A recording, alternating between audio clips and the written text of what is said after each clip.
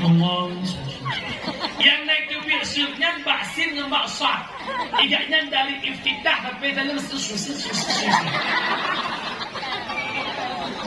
na perle ilmu ketumayang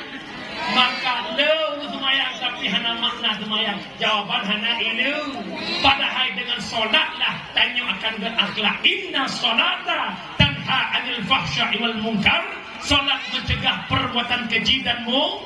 dengan sembahyang but bro jauh tapi ulunyo tanya lam sembahyang buakai lihat sembahyang berat lah buakai uragam jak Jumat silap swallow puas silap berani